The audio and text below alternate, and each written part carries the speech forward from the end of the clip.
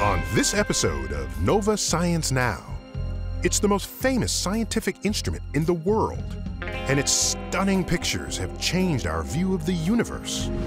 20 years ago, we didn't know how big the universe was, how old it was. Now we do. Without the Hubble, none of those things would have happened. Lift off. But now, Hubble's in trouble, and unless we can fix it, this amazing telescope will go dark. Join me. And I'm at number 17. As I undergo some of the same training as the astronauts who will soon embark on one of the most challenging missions ever to save the Hubble telescope. And here's a little piece of bone here. Paleontologists are unearthing clues to a perplexing mystery of human origins. It's the most primitive primate skeleton ever found. Who were the very first primates? For the first time, new techniques are allowing them to look back millions of years to see the creatures who would someday become us. Meet the ancestors, and what they look like will surprise you. Also, they call him Dr. Q. All right. And he's always on the move. I have exciting news for you. He's in a rush to find a cure for brain cancer, but knows the odds are against him. But so were the chances of me sitting here with you today when I came to this country 20 years ago. 20 years ago, he jumped this fence on the Mexican border and entered the United States as an illegal alien. Today, he's recognized as one of America's leading brain surgeons. Alrighty, I want Dan's mouth. And in our profile, we'll document his remarkable journey. All that and more on this episode of Nova Science Now.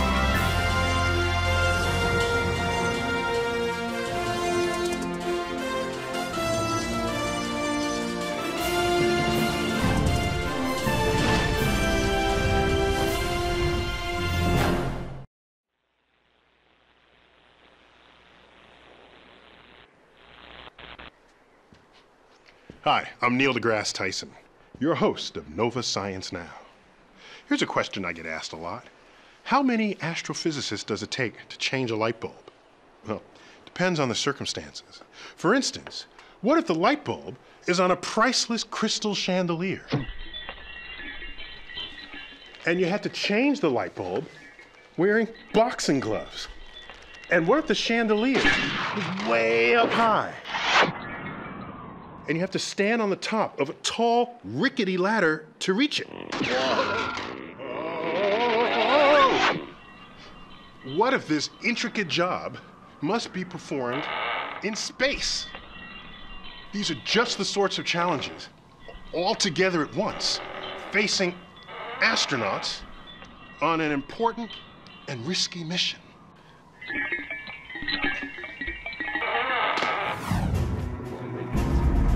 A team of specialists prepares for emergency surgery, a risky procedure that will cost millions.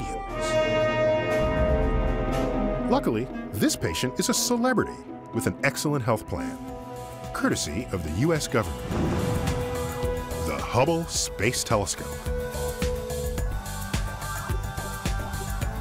The Hubble is probably the best-known scientific instrument ever. Since 1990, it's brought us unprecedented views of the universe and revolutionized astrophysics. 20 years ago, before the Hubble flew, we didn't know how big the universe was, how old it was. Now we do. We didn't know that black holes really existed. We now know that black holes are everywhere. The Hubble telescope was the first telescope to actually examine the composition of a world around another star. Without the Hubble, none of those things would have happened. But now, Hubble is in trouble. It's dying, and half its instruments, including the camera that took these pictures, are already dead. The only hope to save Hubble is a shuttle mission scheduled for this fall. It won't be the first one. Since 1990, astronauts have been there 4 times, installing new mirrors, doing maintenance, and replacing scientific instruments. A 5th trip was in the works. But the 2003 Columbia disaster caused NASA to cancel the mission as too risky. If anything were to go wrong, rescuing the astronauts would be extremely difficult. Nonetheless, After numerous appeals from scientists, astronauts, and especially the public, in late 2006, NASA decided to try one more Hubble mission. This mission is one of the most complex they've ever undertaken. And the risk of dying is 1 in 70. I mean, it's incredible. And these are very brave people. 2 teams of astronaut spacewalkers will do the work. Backing out. John Grunsfeld leads one team. He's been to Hubble twice before. The Hubble was designed to be serviced by people, to take things out, put things in, turn bolts, keep it running. Leading the second team is Mike Massimino. He worked with John Grunsfeld on Hubble in 2002. Third roller. If we can fix Hubble with its new capabilities, it's going to make some great discoveries. There's lots to do. Replace batteries, install a brand new camera, swap out gyros, remove old optics, install a new spectrograph, and more. Generally what we do is we come up with a whole replacement for an instrument or for a piece of equipment. And even if something little is wrong with it, you don't mess with it usually. You just pull it out, put the whole new one in. This mission is different. There's a broken instrument they can't replace, the Advanced Camera for Surveys, or ACS, which died just last year. Ever since it was installed in 2002, ACS has been the workhorse camera on Hubble, taking 70% of its pictures, detecting some of the most distant objects in the universe, and helping to solve some of the greatest mysteries in modern astrophysics. With no replacement available for ACS, astronauts will try something they've never done before. 300 pounds of force. Actual repairs in space. I'm missing a hole. Instead of just replacing or adding components, we're actually going inside. We're changing an electronics card out. We've never done that on orbit. It's more like neurosurgery. At first it sounded like this would be impossible. To find out how they plan to do this mission impossible, I went to the Goddard Space Flight Center in Maryland. Deputy Program Manager Mike Weiss took me through the world's largest clean room. Every tool, part, and new instrument going to Hubble is kept here. They do some serious air filtering in this place. So you're telling me this entire wall is nothing but HEPA filters? That's right. Why? Well, when you're in a hospital operating room, the thing that's dangerous to a patient is germs. The things that's dangerous to Hubble is contamination. Dust, dandruff, even stray skin cells on Hubble's optics would blind some of the pixels, putting a spot on all future Hubble photos. In the heart of this super clean operating room is a life-size mock-up of the patient, the part of Hubble containing the instruments. Deep inside is ACS, the vital organ that's failed. It might look like a refrigerator, but this big black box is actually a precision digital camera. Just like any digital camera, ACS runs off electronics. And that's what's died, the power supply. To fix it, 32 tiny screws have to be removed, then a cover, then circuit boards have to come out. Okay, so this would be the offending power supply board. Right. Even though right now it's just a smooth surface. I would see printed circuitry here and absolutely components. And they're going to pull all 4 of these boards out. So this seems easy enough. Where's the challenge? The challenge is it was never designed to be pulled out like that with an astronaut wearing a glove, and it could compromise the glove. It could have sharp edges. Compromise a glove is euphemism for me losing the pressurization of my suit and dying. Ultimately, danger is just one challenge. Working while weightless is quite another. Things like tools and loose screws will float. And if you're not strapped down, when you try to turn a screw, your body turns instead. So how do they learn to do this work? It's hard. You know, if you're going to play a baseball game, you can go out to the field and take batting practice. But to go to space, you show up for the World Series without practicing on the field, so to speak. So you got to get all your practice in other places.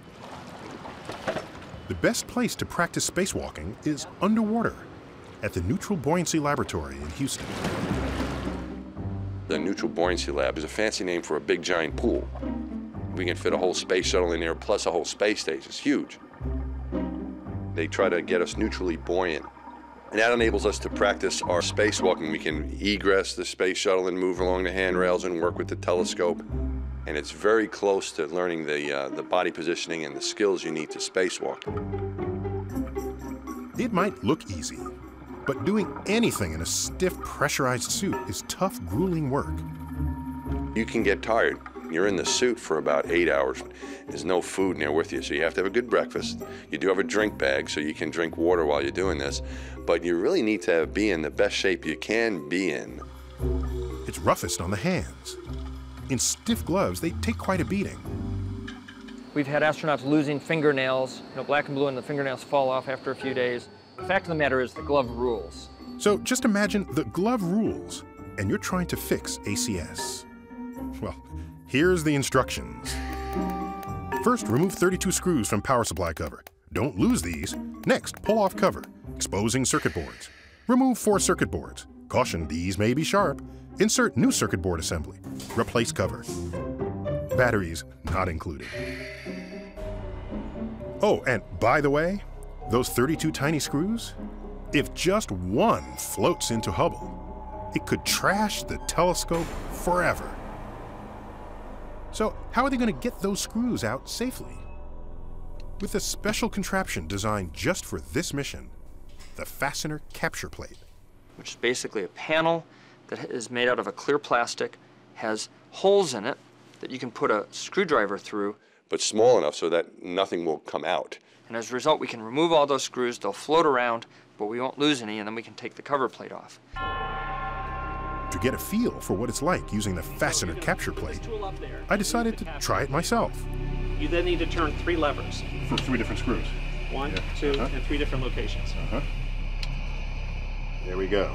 In space, 32 screws have to come out. I figured I'd try 2. So I got my miner's light into number 17. Steady. There we go. I am in. We are succeeding, I think. I am not succeeding. And I can't imagine doing this in a spacesuit. Doing it in a spacesuit is exactly what John Grunsfeld has to do, in space and practicing it in the pool. After making his way over to the Hubble mock-up, the first step is to get inside, to the dark, nearly inaccessible corner where ACS is located. Okay, I have the fastener capture plate. I've got 3 knobs, Bueno, what are they called? Yeah, the 3 hard docks. Up in the control room, engineers and other astronauts monitor the checklist on which Grunsfeld's every move is scripted against a timeline. Okay, so you've engaged the 3 latches. Affirmative. And then I've got some other tools for you to pick up. Let me know when you're ready. Removing the screws would be challenging even if they were out in the open. But where they are, they're almost impossible to reach. Because of the bulk of the spacesuit, I can't get in far enough really to see them straight on. So I'm going to be kind of working around a corner with a screwdriver. 3 is hard to see. Copy. 3 is difficult to see. Yep. Okay, was there a problem with the fastener capture plate sticking on What's there? happening is the reflection of the tool on the plastic is making it so I can't see if I'm in the screw head. Yeah, it's just, it looks like the teeth are rounded out. So the screw is stripped? Yeah. Okay. A stripped screw. In space, this would be a huge problem, possibly ending the ACS repair. Number 4 torque set, I could have tightened it. After 6 hours, the practice spacewalk is over. It went miserably. We had all kinds of problems. The little crosses in the Phillips head in the torque set stripped out. And, that's one of those disaster scenarios where then we're not going to get the cover plate off. So my confidence in this task is probably at its all-time low right now. But that's the way it goes. The Hubble servicing mission is scheduled for this fall. Even now, they're still working to perfect those spacewalks. What do you think, flight stance from 180? But no amount of practice will make it a sure thing, or a safe thing. Around 4.5 million pounds of explosive fuel. It would be foolish not to think about the risks. So I think each individual astronaut has to ask themselves the question, is this risk worth it? All systems in good shape. Going to upgrade and repair the Hubble Space Telescope to serve science, to enable great science, and to enable great future discoveries, that's something that I believe is worth risking my life for.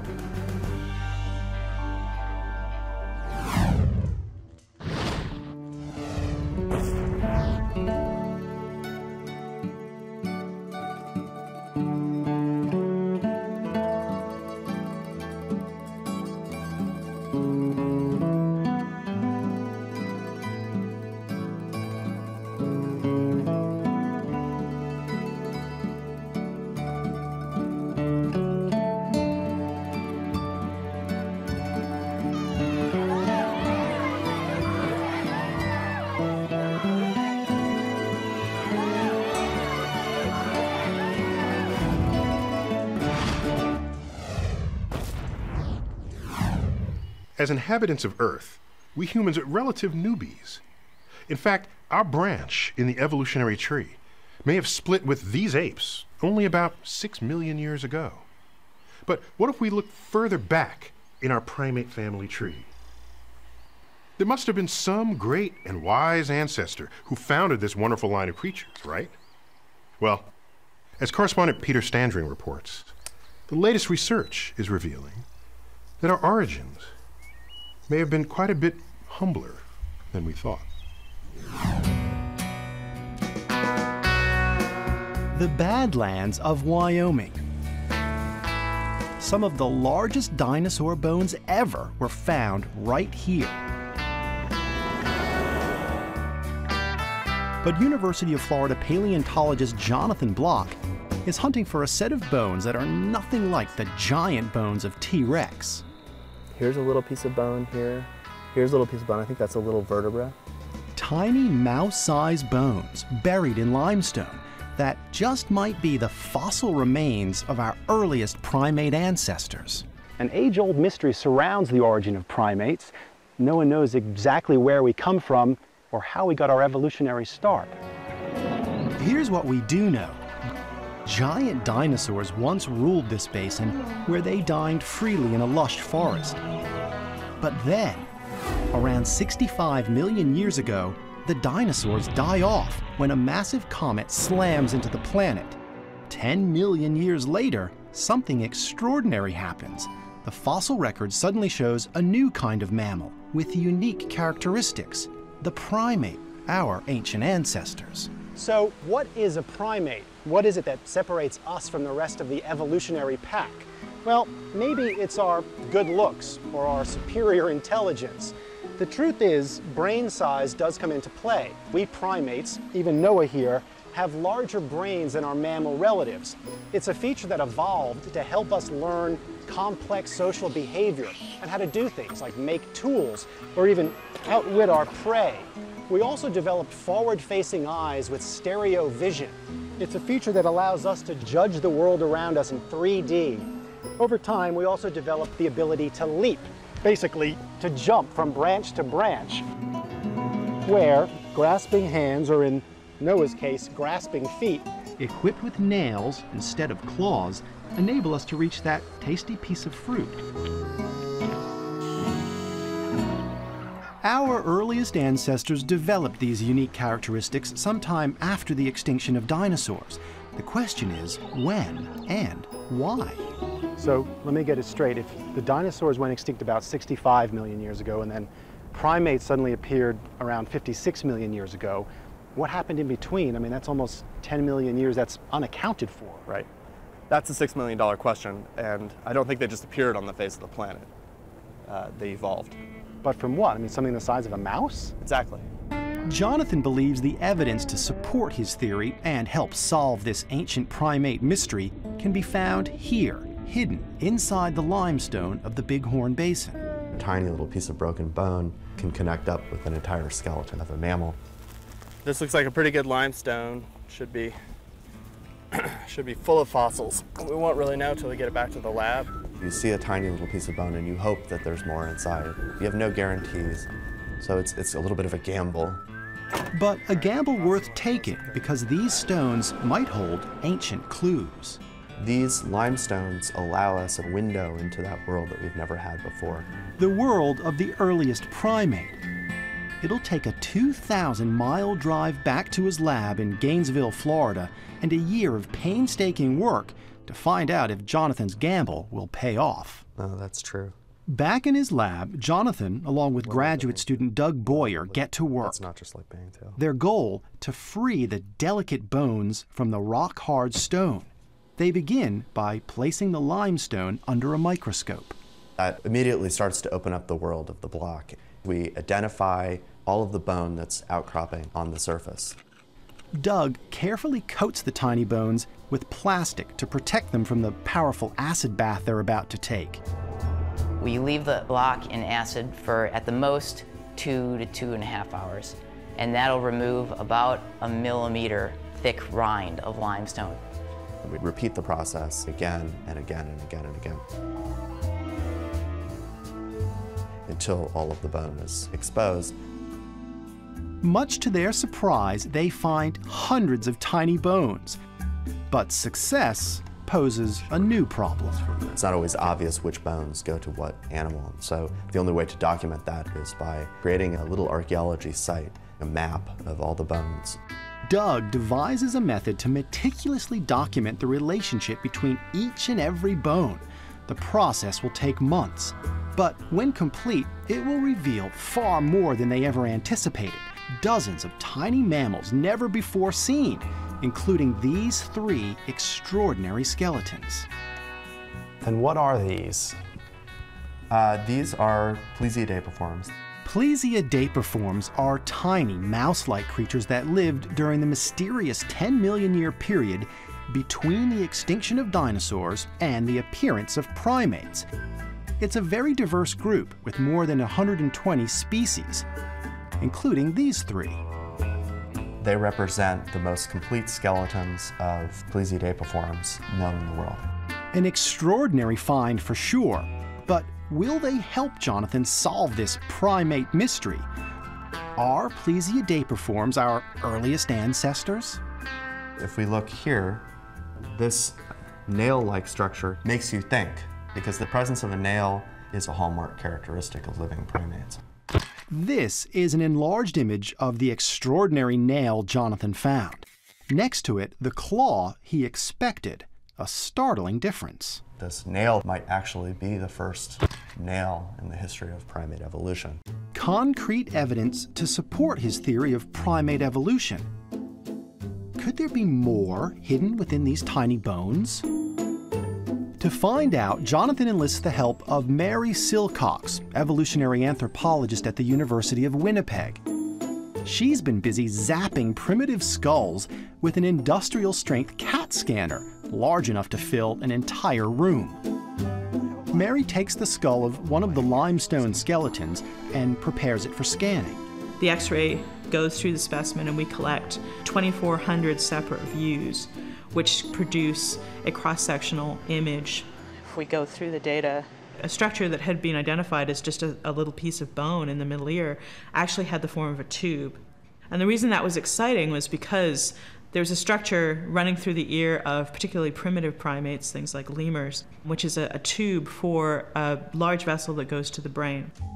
A tiny tube, a tiny nail, the evidence is mounting. But to prove his theory of primate evolution, Jonathan still needs more. He adds another member to the team, Eric Sargis, professor of anthropology at Yale University and the world's leading expert on tree shrews. Why a tree shrew expert? Scientists believe that tree shrews, a primitive species of tiny tree-living mammals, are actually related to early primates. Tree shrews are not primates, but they're close relatives. They share a number of characteristics that separates them from other groups of mammals. Would Plesiadapiforms pass the ultimate primate test? Are they the first step on the primate family tree, or just another relative on the tree shrew family tree? What we were interested in was to test whether or not Plesiadapiforms were the earliest primates. The team goes to work, bringing together all the information they had collected independently into a single comprehensive study. Jonathan and Doug's Plesiadapiform skeletons, Mary's scans of dozens of ancient skulls, and Eric's anatomical data on a close living relative, the tree shrew. The way we start is by comparing all these specimens. Detail by detail, feature by feature, they combed through all the data using a numerical system to compare and contrast. After we studied the different characteristics of these animals and reduced them down to numbers, you know, absence of a nail is a 0, presence of a nail is a 1. We then ran this through a computer algorithm. The algorithm sifted through the complex data in search of simple relationships. Which fossils have the same characteristics, the same numbers? Using this information, the computer was programmed to create family trees, illustrating the potential relationships each mammal has to the next. The team expected the computer to come up with several possible scenarios in the form of several possible family trees. Instead, the program came up with only one. Oh, yeah, I see. I was a little surprised to see it so unambiguous. This single family tree could lead to only one conclusion. I think the evidence as it stands today is pretty compelling that, yes, in fact, these are primates. Every new piece of data that we had coming out of our study of this material seemed to be consistent with that idea.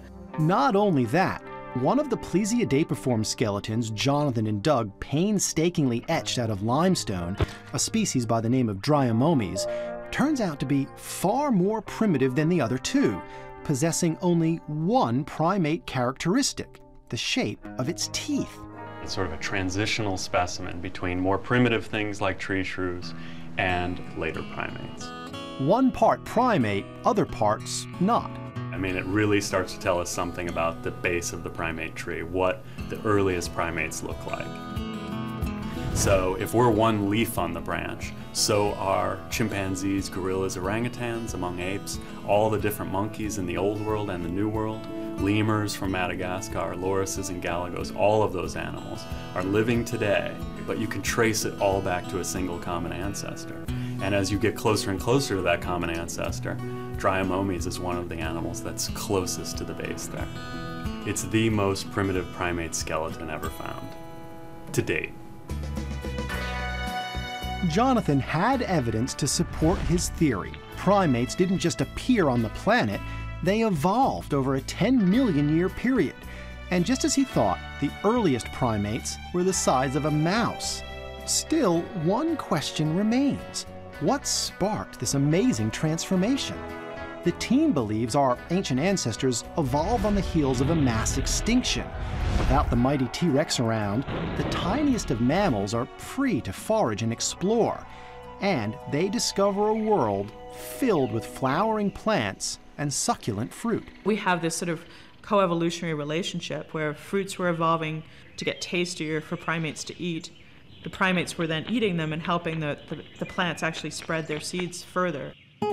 With tempting fruit growing at the end of tiny branches, our ancestors have plenty of motivation to change. So they begin to evolve, developing long fingers for climbing trees, specialized teeth, hands and feet uniquely designed for grasping and eating the tiniest tasty berry. Over 10 million years, they slowly develop unique characteristics that we recognize in our primate relatives and ourselves. So that if Plesiadapiforms don't evolve, then we're probably not standing here talking about this right now.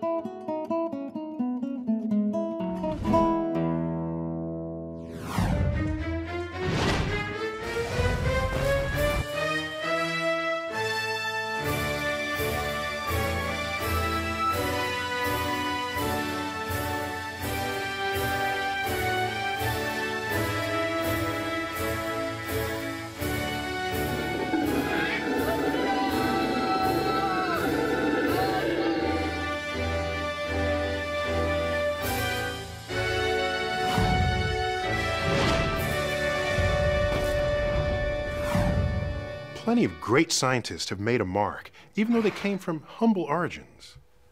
Albert Einstein, when he was younger, was a patent clerk. Dmitri Mendeleev, inventor of the periodic table of elements, was a poor kid who hitchhiked thousands of miles across Siberia just to go to college. In this episode's profile, we meet a brain researcher whose journey of discovery was rife with challenges of its own. It's early Monday morning, and Dr. Alfredo Quiñones-Hinojosa, or Dr. Q as everyone calls him, slips into his lab coat as routinely as Mr. Rogers puts on his sweater. All right. His day begins with a quick sprint through his lab to check on things, and, as always, a good wash.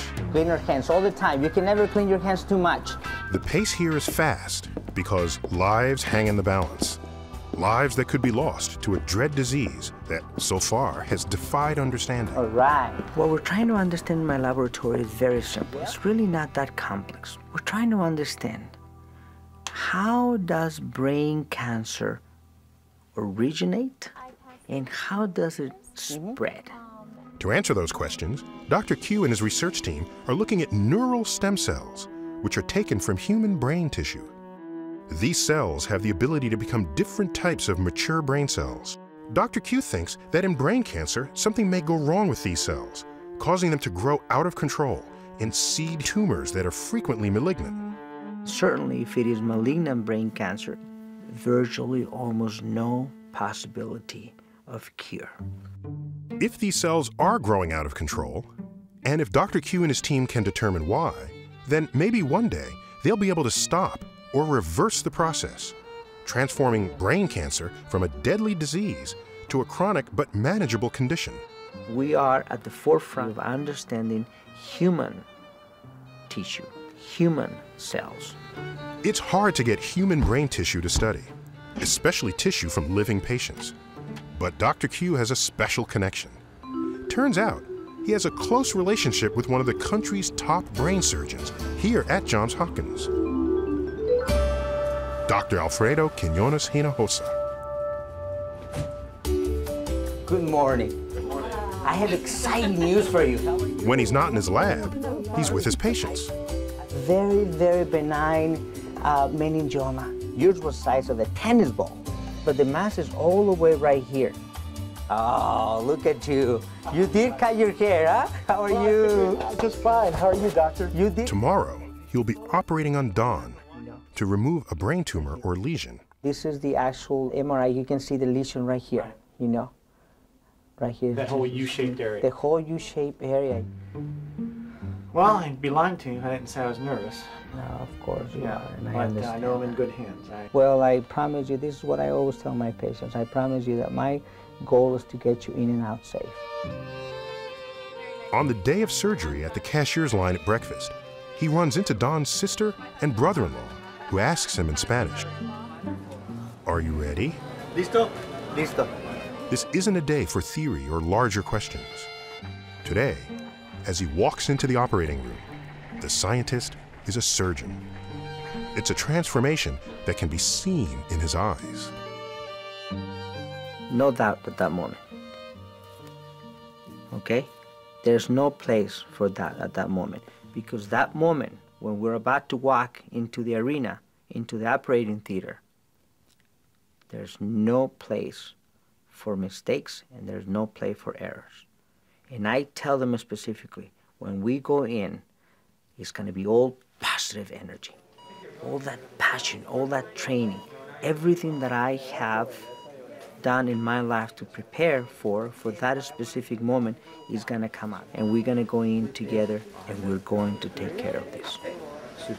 Don's tumor or lesion is just millimeters from the part of Don's brain that controls his speech. Dr. Quiñones has to keep Don awake and talking to make sure they don't damage his ability to speak or make him mute for life. Alrighty, I want Don's mouth to be a little bit moist. To be sure, they run a test first. As Don counts, Dr. Quiñones stimulates his brain to locate those areas that determine speech. 30. You right there, Don? Yeah. Okay? Yeah. 31, 32, 33, 34, 35. You're okay. I know in my heart that this is a tough fight.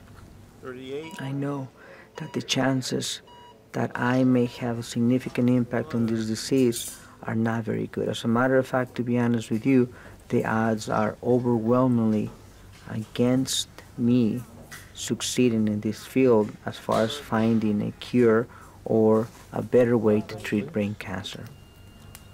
But so were the chances of me sitting here with you today when I came to this country 20 years ago. Chances were about all Alfredo had in 1987, and they were slim to none. He was a Mexican citizen, poor and desperate to come to America when he jumped this fence and snuck into the country as an illegal alien. It is tough to be poor. It is tough to be poor in the United States. Imagine how much more difficult it is to be poor in poor countries. And it's tough to survive in that environment, to be honest with you. I think that it was pretty clear to me that this is what I needed to do. Alfredo grew up in Mexicali, just across this wall at the California border. Neither of his parents made it past the first grade. The same grade little Alfredo was in when he started managing the finances of his father's gas station. By the age of 5, I was already working. By the age of 10, I was a major contributor. What little the family had disappeared along with the Mexican economy in the 1980s, and Alfredo jumped the fence at 19. He became a migrant worker in the San Joaquin Valley. At first, I was thinking, I am going to take over the world with this. I am going to go back to my country triumphant, and I am going to be making a lot of money. Then I get my first check, about $130 a week, and I realized this may take a little bit longer, and this is hard work. He lived in this trailer for about a year, all by himself. It was a palace. Alone and depressed, Alfredo made it to Stockton, where he shared a room with other family members and enrolled in English classes at San Joaquin Delta Community College. There, he met Anna. I kept seeing him walking across this little area where everybody would sit and relax, and I would see him just fly by very fast. They became friends, but didn't date for another 2 years. I just never, I never thought. I mean, it's my insecurities. It's how can this beautiful woman be interested in a guy who has nothing? I saw something in him right away that he was different, and I think that's one of the reasons why I was attracted to him, because I could see the fire within him that, someday, somewhere, something fabulous was going to happen with him. Alfredo kept moving quickly. From Berkeley, he went to Harvard Medical School. He became a U.S. citizen, married Anna, had 3 kids, a dog, and a cat, did his residence and postdoc at UC San Francisco, and started his lab and became a surgeon at Johns Hopkins. 4 hours into Don's operation, Dr. Quiñones removes the tumor, leaving Don's speech intact. Don has already agreed to give Dr. Q's lab samples of his brain fluid and tissue from the tumor. And Don, his brain open and with Dr. Q's fingers literally inside of it, says, "Take as much as you want." Isn't that amazing? I can take his speech away just like that, just by going a millimeter over, by taking a small vessel, a microscopic vessel that you cannot even see. Anything can change radically, and yet he said, take as much as you want. Don doesn't know that he's just given his tissue to a research team full of hungry overachievers who understand that ending their week every Friday night with a lab meeting to discuss their research until 10 p.m. is just a small price to pay for working with Dr. Q. Jason Chang, I'm from San Francisco. I went to University of California, San Francisco Medical School. Sophomore at Johns Hopkins University. From MIT. I'm from Oxnard, California. Guayaquil, Ecuador. From India. Wakefield, Rhode Island. Dr. Q is sharing some of the amazing opportunity he's had, but he's also got a lab to run. And if he can't move fast enough to accomplish his dream, he's hoping one of these young people will get the chance. I have to recognize that I may never be able to have a significant impact on brain cancer. So my duty is to train those future generations. In Dr. Q's version of the American dream, rigorous, sometimes endless work leads to more and bigger dreams. Earlier that day, just 2 days after his surgery, Don went home. Living proof of Dr. Q's American dream. living to dream some more.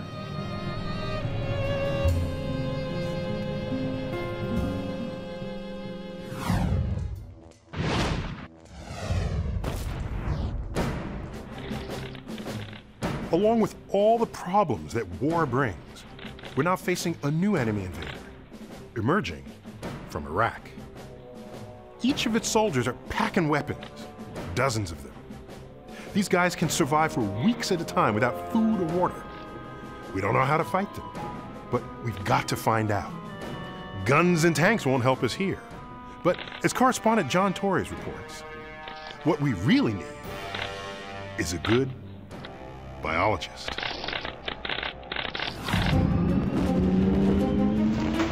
There's a killer on the battle-torn streets of Iraq, but it doesn't carry a gun. It's attacking injured soldiers. With better armor and advanced medical care, they're surviving in larger numbers than ever before. I was a doctor in Iraq with the Air National Guard, and I can tell you from firsthand experience, the survival rate for wounded soldiers, it's a remarkable story. But it's one with a downside. That downside comes in the form of a tiny microbe with a powerful punch. Here's the culprit. It's a bacterium called Baumannii, referred to in Iraq as Iraqibacter.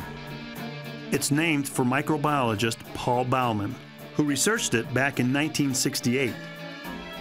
But even he couldn't predict what this tiny single-celled organism would one day become. Like most bacteria, it lives in colonies and is constantly reproducing, simply by dividing and dividing again. A single bacterium can give rise to 5 billion trillion in only a day. This bug used to be relatively harmless, yet somehow it's found a way to transform itself into a drug-resistant killer. One of its many victims was ABC News correspondent Bob Woodruff. On January 29, 2006, while embedded with the U.S. 4th Infantry Division in Baghdad, his vehicle was hit by a roadside bomb. We have some breaking news to report. Our co-anchor of World News Tonight, Bob Woodruff, and his... To keep him alive, doctors had to remove part of his skull and induce a medical coma. Miraculously, Bob was stabilized and evacuated to Bethesda Naval Hospital in Maryland. His wife, Lee, was there by his side. What was going on with Bob at that point? He underwent many different surgeries for different things, but I think that's the point at which they became nervous about pneumonia and sepsis setting in. And in fact, that was what had happened. A Baumannii infection had spread throughout his body, and he was back at death's door. It seemed impossible to me that someone could be in a war and be hit by a bomb and survive this, and then be actually felled by a simple bacteria in a hospital. Bob Woodruff is just one of many soldiers and civilians picking up this deadly microbe in hospitals along the evacuation chain out of Iraq and bringing it back home to America, where it's infecting even people who have never seen a battlefield. It has this ability to hang around in places where it ought not, like on doorknobs and pillowcases and the like. Where it can survive for weeks. So why not simply use an antibiotic like penicillin to fight it? After all, haven't antibiotics been the magic bullet saving soldiers' lives since World War II? We saved a lot of people's lives. Penicillin was a wonder drug. But something has changed. Now the bugs are fighting back. Microbiologist Mike Smith demonstrates how drug-resistant this bug has become. You take Baumannii and you put it on a plate containing imipenem. He places colonies containing millions of bacteria in several petri dishes and confronts them with imipenem, an antibiotic so strong it's nicknamed gorillacillin. After 12 hours, all the bacteria should be dead, but they're not. Unfortunately, this is the kind of thing that we're seeing where certain colonies are surviving, and in this case you can see a few in the middle there. Now looking at it, there's only 6 or 8 little colonies. These are the only ones that are living, so the entire population now of remaining bacteria are imipenem resistant. So this is the strain. Smith and graduate student Tara Janulis prepare a sample of Baumannii. Its DNA will be sequenced, one letter at a time. The results reveal that Baumannii has large sections of genes that don't belong. Foreign genes that are giving it resistance to antibiotics. There is a multi-drug resistant strain that took 45 different drug resistance genes and stuck them in one spot. This should be alarming because that's what this bug can do. How is this possible? There's only one way we get our genes, and that's from our parents. It's called vertical gene transfer. But it turns out bacteria can also get genes in a process called horizontal gene transfer. One way that happens is when two bacteria get together for a little friendly conjugation, the microbial form of snuggling. They form a connection and squirt DNA into each other.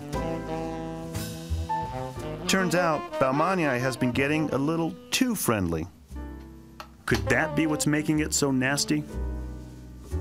To find out, Mike Smith zaps a colony of Baumannii with electricity, creating over 1,000 mutant bugs, each one different, each one missing one known gene. He takes these mutant microbes and feeds them to some microscopic worms. They're an amazing little organism. For Mike, one of the best things about these worms is that they love eating bacteria. That's what it eats for breakfast, lunch, and dinner. And it turns out that when these worms eat disease-causing bacteria, it often kills them too. Just like lethal bacteria can kill us. But if Mike has succeeded in zapping out the lethal genes, then some of his worms should survive. Will it work? He'll find out at dinner time.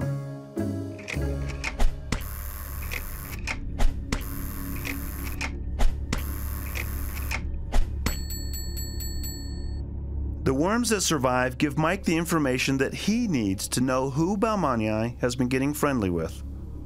It turns out one of the deadly genes comes from a well-known killer, the bacteria responsible for Legionnaire's disease. A deadly bug first recognized back in 1976 when, at an American Legion convention, over 1,000 people suddenly came down with a serious lung infection. 34 died. It's taking in drug resistance gene and it's developing drug resistance. It's taking in virulence or disease-causing type genes and it's using them. With the addition of some new genes, Baumannii becomes more lethal and harder to defeat all at the same time. It's an ongoing battle, not easily won. Perhaps instead of trying to just overwhelm them and kill them, maybe we can coerce them into doing something that they weren't thinking about doing if we understand how they communicate. But bacteria have been around a lot longer than we have, and they are very good at adapting to anything that we throw at them. So for now, it's a matter of early intervention, better hospital hygiene, and good medical care. That's what saved Bob Woodruff. He's had, I think, a miraculous recovery. It's pretty phenomenal. It speaks to the acute medical care that he got in the beginning as well.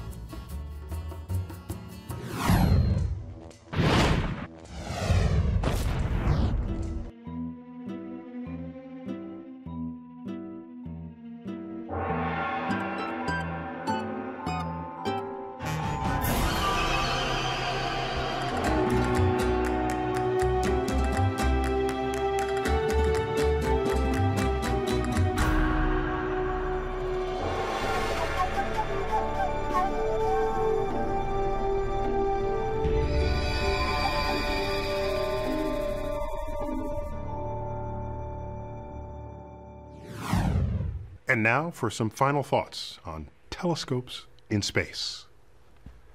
At the moment, there's about a dozen telescopes of different sizes and shapes out there in space, each providing a clear view of the cosmos. Most, from the public's point of view, perform their duties anonymously. Not so the Hubble Space Telescope, the beloved Hubble Telescope, with its crisp, colorful, stunning images of the cosmos. Hubble came of age in the 1990s, just when public access to the internet was growing exponentially. Students in high school today have never known a time without Hubble. This marvelous instrument brought the universe into our backyard, our living room, our computer's screensavers, with images so beautiful, they don't even need captions. You're content just looking at them. Back in 2004, when NASA announced that Hubble would not receive its 4th servicing mission, which would prolong its life another 5 years, maybe 10, there was an outcry. And the loudest voices were not the scientists, but the general public. There were op-eds, letters to the editor, talk show debates, all urging NASA to restore the funding and keep Hubble alive. At last, Congress reversed NASA's decision. Hubble will be serviced. I gotta tell you, I know of no time in the history of civilization when the general public banded together to save a scientific instrument.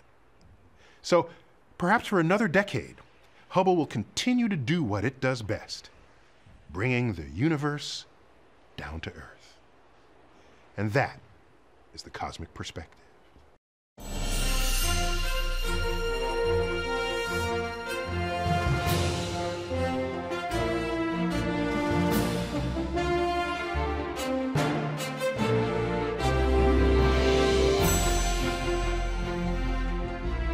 Educators and other educational institutions can order this NOVA program for $24.95 plus shipping and handling by calling WGBH Boston Video at 1-800-255-9424. NOVA is a production of WGBH Boston.